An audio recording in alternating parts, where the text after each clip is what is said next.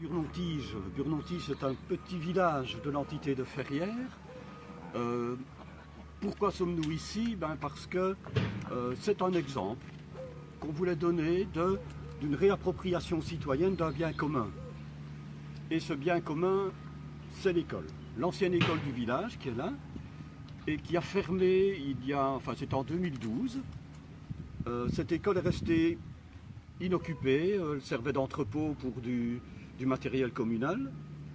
Et puis alors on a entendu dire, on a appris que la commune avait des vues, avait envie de vendre ou d'aménager ces locaux pour en faire des logements. Alors première réaction des gens du village, se dit, c'est notre école, c'est à nous, on ne nous demande pas notre avis. Il faut aussi savoir que Burnontige, il n'y a pas de magasin, il n'y a pas d'église, il n'y a pas de bistrot, il n'y a pas de place même. Donc l'école était le seul endroit où les gens pouvaient se rencontrer en allant conduire les enfants lors d'une fête à l'école. Bon, c'était un peu le centre du village malgré tout. Et depuis que l'école est fermée, on était un peu orphelin de cette école. Donc réaction des gens du village qui demandent à la commune de quand même demander à la population du village son avis. Ça n'intéressait pas beaucoup la commune. Alors, un petit groupe d'entre nous, on a pris la décision de faire une consultation villageoise. On a consulté par écrit, on a fait des réunions, et clairement, manifestement, à l'unanimité, les gens voulaient que cette école continue un peu sa mission sociale et culturelle, et soit le lien entre les villageois. Et pour ça, il fallait la transformer en maison du village. On a négocié pendant une année avec la commune et finalement ils se sont rendus à notre idée et la commune laisse le bâtiment gratuitement à charge pour nous de l'entretenir, de payer tous les frais, que ce soit assurance, électricité, eau, enfin voilà, chauffage, tout ça c'est nous. Donc on autogère cette maison du village. Ça fait maintenant 2 ans qu'on fonctionne et ça fonctionne assez bien. On est très content parce que en 2 ans, on a rencontré des tas de gens qu'on ne connaissait pas, qui étaient parfois nos voisins de 200-300 mètres et qu'on n'avait jamais rencontrés, et qui sont venus donner un coup de main pour les aménagements, parce que tous les aménagements, il a fallu aménager pas mal, tous les aménagements ont été faits par les habitants. Ça a permis déjà à chacun de dire, tiens, moi je sais faire de la maçonnerie, j'irais bien faire un peu de maçonnerie. Ah mais moi je sais faire un peu d'électricité. Voilà. Tout le monde a donné son coup de main. Au total, sur 1 an qu'ont duré les travaux, il y a une 40aine de villageois qui ont participé à la remise en ordre de la maison du village. Et puis les activités se sont succédées. On peut dire qu'il y a 3 types d'activités. D'abord, c'était l'objectif principal, c'est des échanges de savoir et de compétences et de talents. Donc les villageois qui ont certaines compétences, ont demandé, tiens, moi je pourrais montrer aux autres comment on fait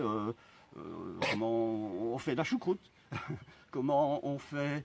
il y a un photoclub par exemple qui a été lancé, parce qu'il y en avait un dans le village qui connaissait bien la photo. Enfin voilà, une série d'activités de partage de compétences. Deuxième type d'activité, ce sont des activités de type culturel. On organise des spectacles, de théâtre, de musique, des conférences, des choses comme ça, dont le but n'est pas du tout de faire du bénéfice, mais simplement de faire en sorte que les gens puissent se rencontrer autour d'un projet comme ça de type culturel. Et alors le 3e type d'activité, c'est ce qui nous permet de vivre, parce que toutes ces activités dont je parle, elles sont soit au prix coûtant, parce qu'il faut quand même bien payer quelque chose, soit gratuites, pour que tout le monde puisse y participer. Et donc le 3e type d'activité, c'est la location des locaux pour des fêtes de famille, pour des manifestations d'associations, n'importe, voilà. Et donc c'est ces locations qui nous permettent de payer, ce que je disais tout à l'heure, les assurances, l'électricité, le chauffage, et de pouvoir garder un caractère démocratique à toutes les autres activités qu'on fait. Voilà. Et alors au niveau de l'organisation elle-même, nous sommes constitués en ASBL. Il y a donc un conseil d'administration et une assemblée générale, mais ce conseil d'administration, cette assemblée générale, c'est l'élément juridique qui permet, sont responsables au niveau juridique et responsables aussi vis-à-vis des autres, de la commune et des autres administrations. Mais le réel pouvoir, c'est le comité. Le comité de la maison du village, c'est tous les habitants du village qui ont envie de venir, qui ont envie de participer, mais un petit peu ou beaucoup, ou n'importe comme ils peuvent. Dès qu'on participe un peu, on vient, tout le village est invité aux réunions et à participer aux décisions du comité. Donc c'est vraiment une sorte de grand parlement, on va dire, où tout le monde peut venir. Et toutes les décisions se prennent au sein de ce comité villageois. Le deuxième projet qui illustre la réappropriation citoyenne de biens communs dont je voudrais vous parler, c'est Ferréol. Ferréol, c'est une coopérative citoyenne d'énergie renouvelable basée à Ferrières, d'où le nom, Ferréol. C'est un projet qui a démarré en 2011 lorsque Electrabel a voulu implanter des éoliennes sur le haut du village de Ferrières, donc à Mi. 4 éoliennes étaient prévues et nous, on s'est aperçu lors de la première réunion d'information qu'Electrabel a organisée qu'il y avait pas mal de gens intéressés, qui trouvaient ça très bien, mais beaucoup de questions tournaient aussi vers l'idée de mais et nous, qu'est-ce qu'on a à voir là-dedans? Quel mot est-ce qu'on peut dire? Quelle influence peut-on avoir? Quelle retombée pourra-t-on avoir? Et donc, dès le lendemain de cette réunion, on s'est réunis à quelques-uns, on était 6 au départ, et on s'est dit, ok, on va étudier le projet, d'abord pour savoir si c'est un bon projet qui respecte les gens et qui respecte la biodiversité du lieu. Et puis, si c'est le cas, on va réclamer une participation citoyenne à ce projet. Pour nous, ça nous paraissait tout à fait inimaginable qu'une multinationale vienne sur nos collines, exploite la colline, le vent, qui est un bien commun, et reparte avec tous les bénéfices sans rien demander à personne. En demandant tout à personne. Comment ? En demandant tout à personne. Oh oui, c'est ça, exactement. Et donc, là, on n'était plus d'accord. Et donc, nous avons commencé à négocier avec Electrabel, et essayant d'avoir le soutien de la commune aussi, bien entendu. Nous avons créé une coopérative assez vite, enfin en un an. On a vu qu'on avait un bon écho dans la population, on avait beaucoup de soutien, donc on avait une certaine légitimité, et donc on a créé cette coopérative, Ferréol. Pour l'instant, Ferréol, je dépasse un peu l'idée, mais le projet d'éolienne de Mi a été refusé par la région wallonne, comme c'est le cas de beaucoup d'autres projets. Vous savez que pour l'instant, il y a une sorte de moratoire sur l'éolien, il y a très peu de projets éoliens qui obtiennent leur permis. Ça ne nous a pas découragés, bien entendu. On s'est intéressé à d'autres projets dans les environs, dans les communes environnantes. Et pour l'instant, nous sommes 255 coopérateurs et il y a 250 sympathisants également qui sont inscrits.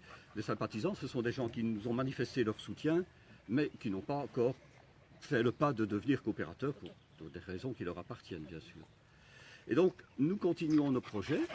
Nous suivons par exemple un projet à Arzé, donc entre la commune de Stoumont et la commune d'Ewaï, le long de l'autoroute, le long de l'E25, où EDF Luminus a le projet d'implanter cette éolienne. Et là aussi, nous sommes en négociation avec EDF Luminus pour que les citoyens puissent avoir au minimum 25% du parc éolien en autonomie.